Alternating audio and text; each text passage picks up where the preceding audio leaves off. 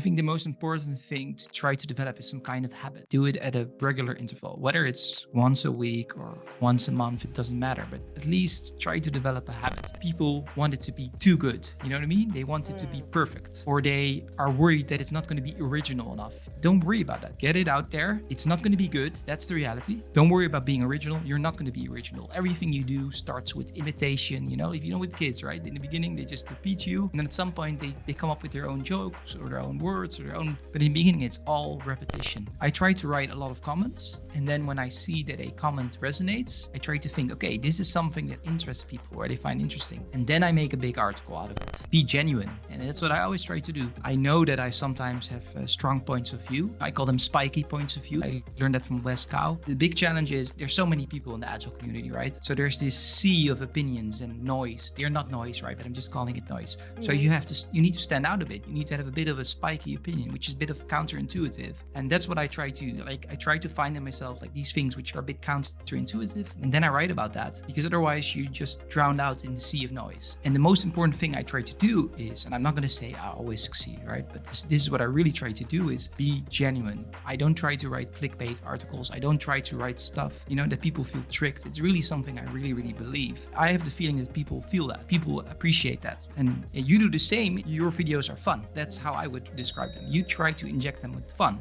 If I would describe your brand, I would say you're about making Agile fun.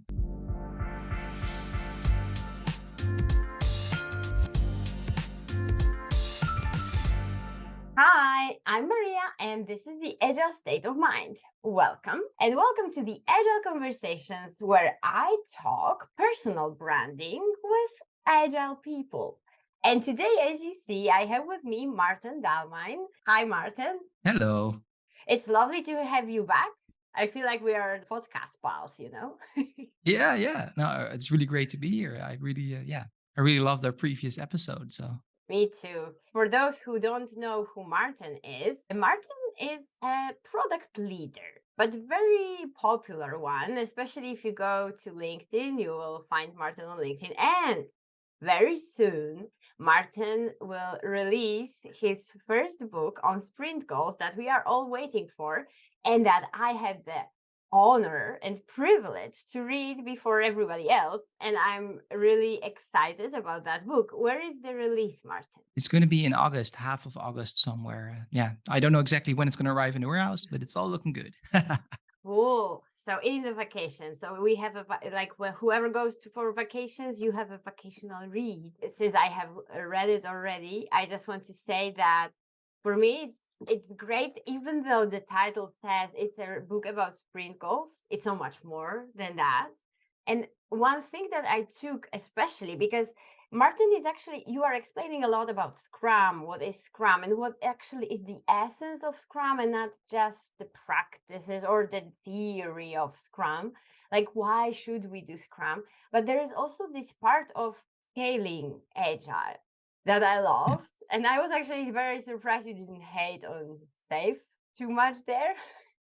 Well, not at all, actually, right? I didn't. It's not mentioned at all. You didn't hate on anything. So that was great. But then since I had just recently, I posted a video on Safe and an explanation, a bit of what it is.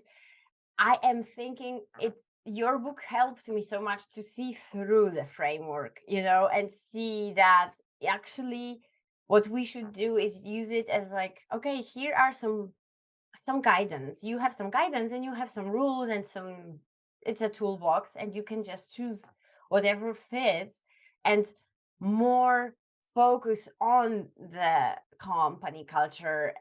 I don't know. For me, it was one of those moments when you have a breakthrough. I had that, and I thought, oh my God, I would love to go back to the company that I used Safe in and just show them that now I know how to do it and how not to suffer. Well, thank you. I think that one of the biggest compliments you can get as an author, right? I mean, if you write a book, you're hoping that when somebody reads it, they have this aha moment or this breakthrough. That's the dream that maybe happens once or with someone.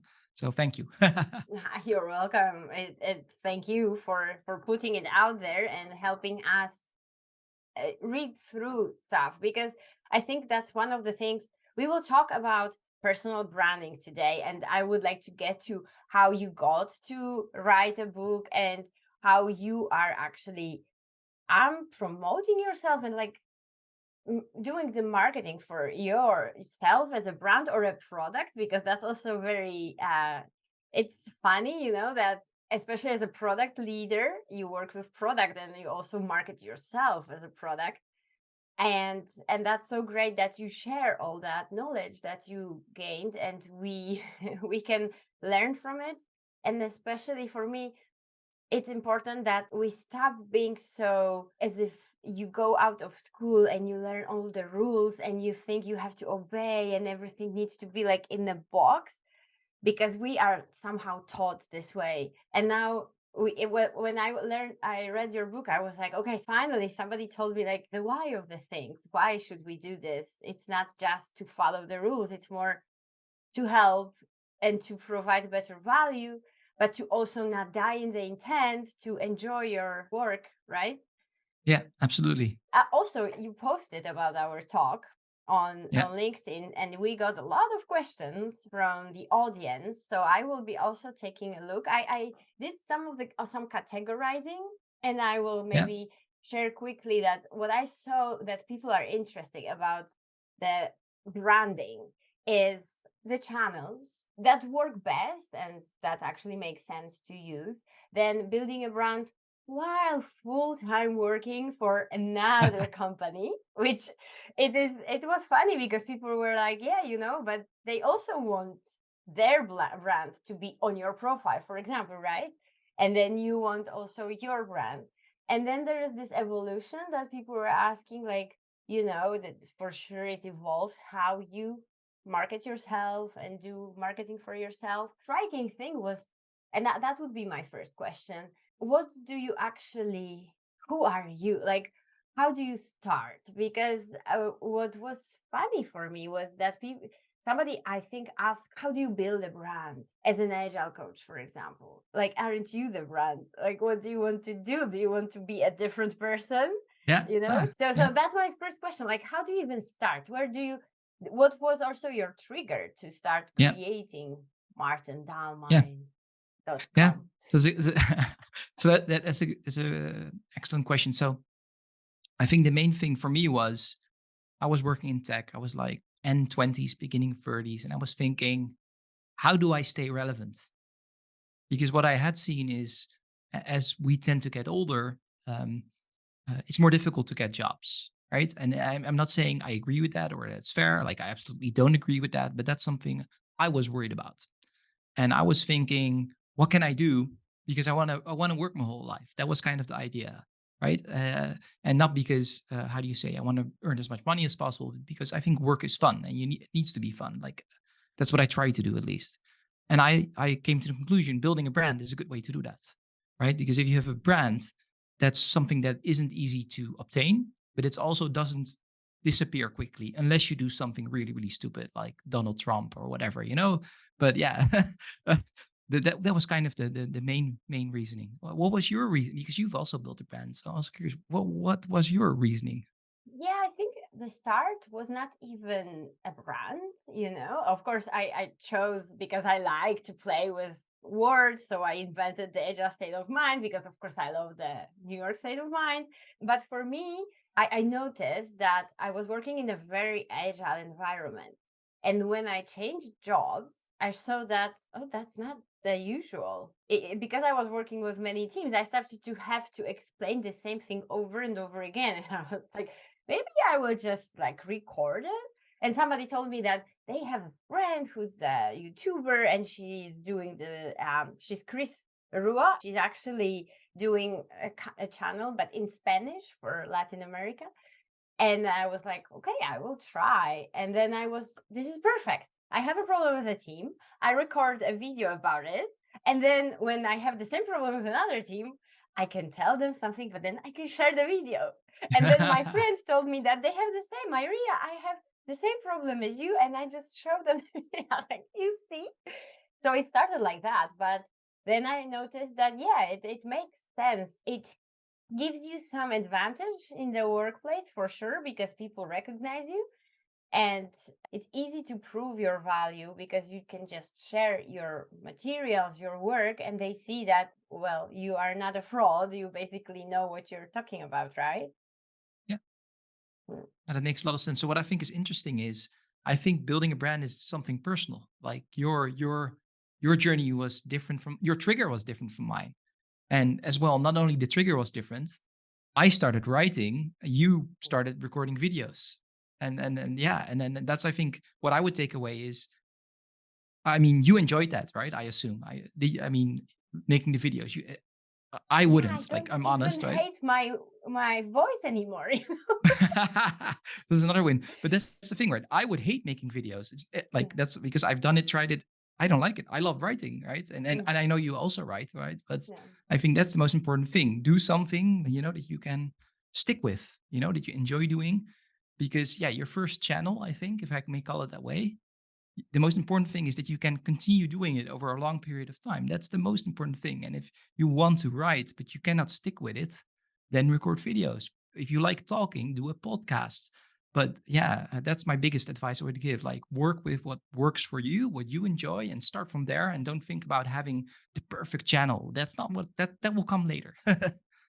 Yeah, that's actually I spoke last week with Chris Stone, the retrospective legend from LinkedIn, Yeah. and he basically said the same as you just said. Like, find your voice and then stick with it. So find something that you're passionate about enough to stick with it, because people sometimes tell me, Maria, you are consistent. You still have your channel. It's been 3 years. I think I just got like a notification from YouTube. 3 years of me doing something. It's like, wow, because people that know me, I'm this typical person that starts something, has a motivation, and then like, ah, well, I don't know, don't feel like it anymore. So because I like it and because I still work in it, for me it's a passion. And that's why probably I can stick with it, even being this kind of person who's not really very methodological in this. So I think that's a very good advice. Yeah, I think we're the same. Like the only reason I can keep doing is because I love it. And if I wouldn't love it, it would have been like my relationship with the gym. I don't go nearly enough.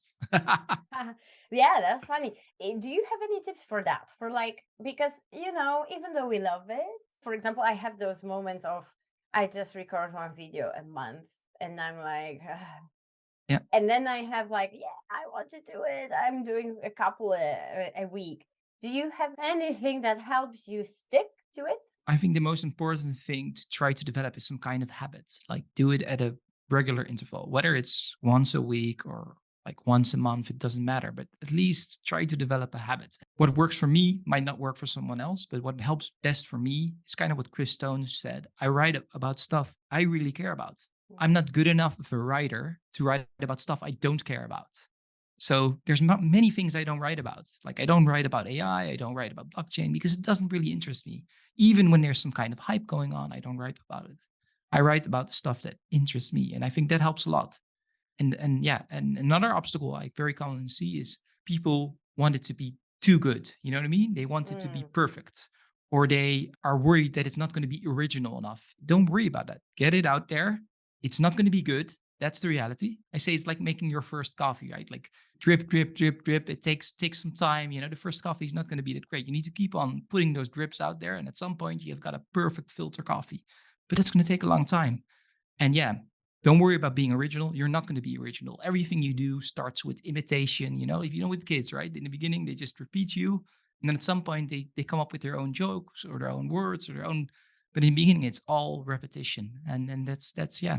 Don't inject your own perspective. Like if you tell a story from your childhood or something you've experienced in the workplace, it can't be anything but original, even if you explain a concept like story points that everybody knows already. Oh, that's a relief, isn't it? To know that, well, don't try to be original, just be yourself. And Yeah. what you said about the story, I remember I realized later on that one of the things that I loved about your book when it comes to literature, I studied Yeah. literature. And in the end, I love the story you share, and you always come back to the story. There is this, we spoke last time about this leitmotif, right? That you get, and then you come back to it. And that sprint goals are like that in Scrum. And in your book, that story is that. And it's a story from you actually lived that experience, exactly. right? Yeah, and it's not that such an original story, but people will remember it, and because Exactly. the context makes it unique. So I assume you're referring to the story of being dropped, right? At I just Vlieland, didn't like, want to say so people can wait for it, yeah. make Well, sorry. suspense. I'm not going to You spoil have more. to read the book to know the story. Yeah, and I love that because that made the books, it distinguished it from all the other books that are just about practices and tools and help, because they can be very dry. Like you read Yeah, them like, yeah, I know. Okay, I can read like Confluence pages this way, and it's just made into a book. And that made such a difference for me. And that's great because that's your story. One of the greatest advice I recently read was when I also asked about, hey, shall we hate safe, or can I like it, or will it be bad? And somebody was like, you do you. Okay. And then I thought about it because when I was in high school, I already had my Gmail, and I had like a signature, when you put something, and I had a quote there. And recently I found an email that I sent to somebody, and I found that, and it said, I'm myself because nobody can be me better than me. yeah. And No. and then I was like, I was so wise already in high school. It's just that. It's like the only thing I can be best in being myself. Nobody can be myself better than I do. Let's just be us, right? Yeah, yeah, and that's what I think it's really important point. Like, be genuine, and that's what I always try to do. I know that I sometimes have strong points of view. I call them spiky points of view. That's from not my, like, I learned that from Wes Cow. Like, the big challenge is everybody. There's so many people in the agile community, right? So there's this sea of opinions and noise. They're not noise, right? But I'm just calling it noise. So Mm-hmm. you need to stand out a bit. You need to have a bit of a spiky opinion, which is a bit of counterintuitive. And that's what I try to, like, I try to find in myself, like, these things which are a bit counterintuitive, and then I write about that, because otherwise you just drown out in the sea of noise. And the most important thing I try to do is, and I'm not going to say I always succeed, right? But this is what I really try to do is be genuine. I don't try to write clickbait articles. I don't try to write stuff, that people feel tricked. It's really something I really, really believe. And I have the feeling that people feel that, right? Like, people appreciate that, because, yeah, and you do the same. Your videos are fun. Like, that's how I would describe them. You try to inject them with fun. If I would describe your brand, I would say you're about, like, making agile fun. I don't know if I'm right, but this So is how I great. would view it. Oh, I love it. I want that to be my tagline. Making agile fun. But that's also about your style. I think your articles, if you have your tone, your style, you could know it's yours. And you also find a great metaphor. So I think for me, that's like making agile images. I see your stuff through images. I can imagine, like, oh, I was there when the D-Day happened, or like when you had how was it called? The general's intent? Commander's intent. Commander's intent. So I see those metaphors or those analogies, and I see like agile in pictures It comes to thanks to life. you. Let's put it that way, in a way. Yeah. Yeah. And that's great because it really provides a unique point of view and a unique style. And that's probably why you can write a book, and that will be a great book because you have this style. Okay, now we spoke to each other about our great stuff mutually. Yeah, maybe. Yeah, go ahead, continue. To finish this first part about like starting, did you notice there were some kind of like checkpoints or feedback loops, like, oh, I did a retro on myself and I thought I need to change this? Or do you have those moments of reflection or changing something that you used to do something in this way, and then you thought, oh, actually I wanted to do it in a different way? Let me think about it. I'm not someone that has regular retrospectives or regular moments of reflection, but I do think, of course, I've evolved. I think what mainly happens is I get a lot of messages and a lot of comments, and I think about those. And it's not something I do at one moment. I do it all the time. And for example, sometimes I get a message from people that they thought like, hey, they didn't like this post for whatever reasons because I was being critical or so. Mm-hmm.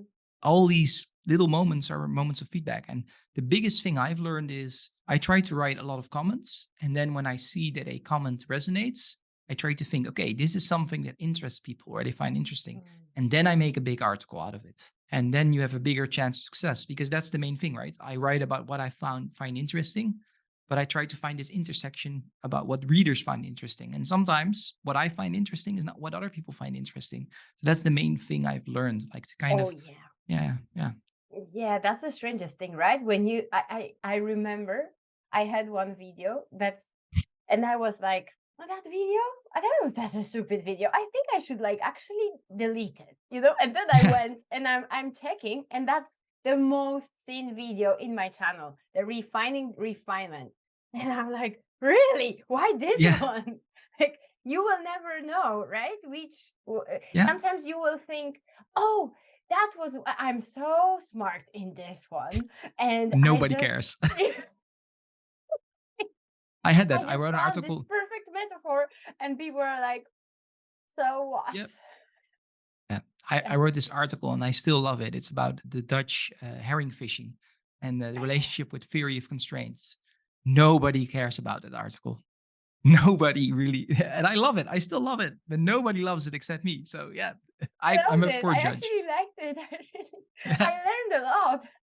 But yeah, but that's the thing. Like, you can never know what will be successful. Yeah, the only thing, like, okay, I see that refining the refinement, so maybe making videos on refinement makes sense. But that's all you can do. So about the channels, what are your favorite channels, and what are the channels that you actually see that make sense to use when you develop a brand? Like I said, it depends on your stage. Like if you start, pick a channel that you can keep on going. Mm. Like whether it's medium writing or podcasting, so or YouTube, like pick a channel and stick with it because that you're capable of sticking with. And then what I think will happen at some point, like imagine you're writing or you get traction and you're gonna maybe get invited for a podcast or for and it's gonna happen naturally. That's kind of what I think.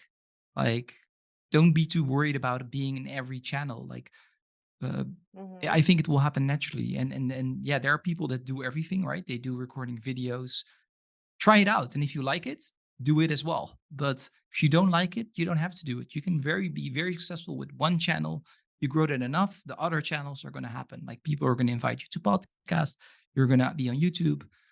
So that's the main thing. Like I don't worry. Like you don't have to be in many channels. That's what I think.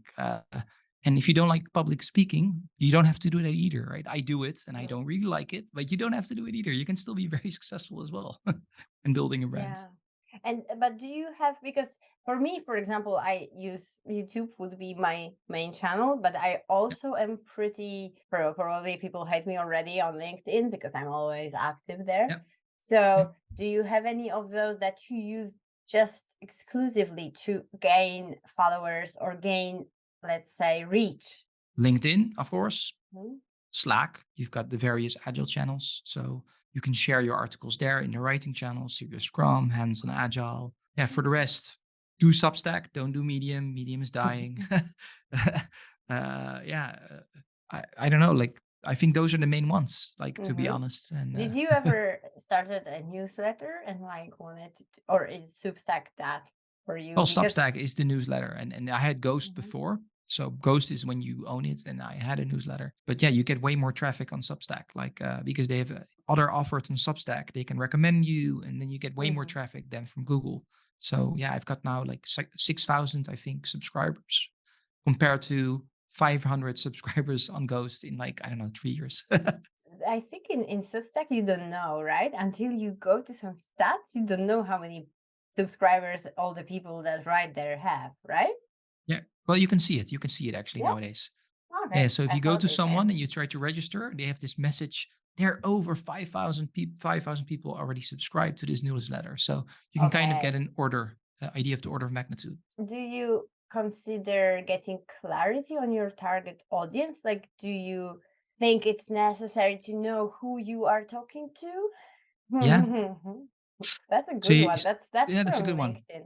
So what I do is I read a lot. Like, so I'm a big reader. So I read Mm. many blog articles. Like I literally read like, I don't know, probably thousands of articles per year. Like, and I also post on LinkedIn. That means you know what's going on in the community. You know the kind of the topics. I think that helps a lot, like to know your readers by reading a lot because and reading the comments. So that's kind of what I do. And then I think the main superpower that I have or something is that I still feel like an outsider to the community. You understand what I mean? Like I don't feel part of the Scrum community. I don't really feel part of the product community. So I can kind of take this meta perspective where I kind of make fun of the Scrum community or the product community or safe or whatever. And that's what I try to keep. Like I don't try to be inside, I try to be outside because then you can have interesting perspectives. Yeah, interesting. And how do you deal with, because you have a lot of followers and a lot of, when you post something, it gets hundreds of views. How do you have some kind of time management to deal with? Like, now I will respond to comments, or now I will post. Do you have like special timings for things? No, I'm literally super unstructured. I don't even have a structure for what I post when. It also depends on how busy I am, right? So some of the things I did for a while and I stopped doing because I was too busy with my book, was like every Wednesday I reposted an article, and every Friday I posted a meme. Like I made a meme making fun of Yeah, something I in the agile. remember that. Yeah. So that's kind of the thing what I try to do, but I'm not a big structured person, to be honest, where I have this task board. I'm very unstructured. And yeah, I don't know. That won't work for everyone. I think Mm. the main thing I can say is if I'm on the train and I have 15 minutes or 30 minutes, I can write something. And that's what I do. And yeah. Are you still on the But train? Like, if you don't go to at work every day, because that every now and then I'm helps, still on the right? train. Yeah, Yeah. you still okay. No, because for me, I think when I started working from home, that a bit killed my structure and my routine, because I just saw that I have to clean the kitchen or whatever. And it really, I started doing some like exercise in the morning or going to CrossFit or something. So it gives me some structure. Like in the morning, I have to do everything. So I go there, then eat my breakfast. But I don't know if you have that the more busy you are, the more you can actually do, because you have to fit those things and you have to like, okay, now I can't just lie and think about stuff. I just have to do this. And you are like, I don't know. I just came up with this saying in my head, but from perspiration comes inspiration. And I think there is some degree of truth to it because kind of like, yeah, yeah. because you're doing all these things and those are like impulses. Like, I mean, you're having big room planning for 3 days and then you suddenly have a brilliant idea for big room planning. I don't think creativity exists in a vacuum. Like you need Mm. outside influences, whether it's reading something or experience something, and that will trigger a spark. And if you're at home and you have too much time, then you won't have these outside like sparks happening that can ignite your own spark. And then That's a yeah, good one. that's Yeah. why I think it happened. I don't think it has to do with being busy, but more that you have more sparks surrounding you. Okay. Yeah, true. Might be that. Next topic is the building a brand while working full time. So, and I think that was partly what you were doing until some point, right? Yeah, correct. What are do's and don'ts? How much time you need for that? Yeah. How not to I try too hard, I think you have to find what works for your situation. So I have 2 kids and a full-time job that takes a lot of time. And it's also a lot of fun, of course, right?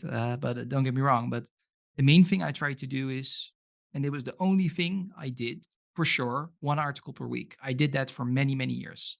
That's it. And that cost me in the beginning a few days per week. But ultimately, like it cost me at some point like 4 hours per week. And at another point was like, I don't know, in 1 or 2 hours, I could write something. Mhm. And yeah, I think it's kind of like when you go to the gym, right? First, you bench press, you can do nothing, and then at some point, you can do, I don't know, 120 kilos or whatever. Yeah, that's the same thing. Like, stick out to it for a regular interval. You will become better and it will take less time. And that's the main thing I did, 1 article per week. And it's no rocket science. That's what worked for me. And yeah, I didn't sometimes that means saying no, not having a social life, not prioritizing it. And that's what I did. So Mm. what worked for you? I have this like in my head that usually on a Tuesday I'm releasing a video in the morning. Yeah. So by Tuesday I have to have it already done. For me it's like there are a lot of steps. And I think the longest step is to write it. Jeff Bezos was saying that good memos are written and rewritten, and then you Yeah. stop, like put them to a stop for a moment and then come back and then see like, this, I shouldn't be saying this. And for me, it's really important to give myself that time. Like I write it and then I have to come back with fresh eyes to it. So that's the longest. So I'm trying to do that over the week and then get to closer to the weekend that I already have it. Recording is like just, 1 hour, 2 hours, and that's it. And then I have to edit it again. So another time. So I just try to have like, I know when I have to have like my deadlines. By this time, I have to have this. By this time, I have to do that. I have this strange thing that I can't be like people say, just write as much as you can and record them, and then you will be just like step by step, After Effects and stuff. And I can't do that. It's so much for me to record it. It's only 2 hours, but it takes so much energy from me that if you told me to record something else, I would be like you can't get that kind of level of energy from myself, So yeah, that's how I do it. But I think it really makes sense what people say and what you wrote the other day. Like just sit down.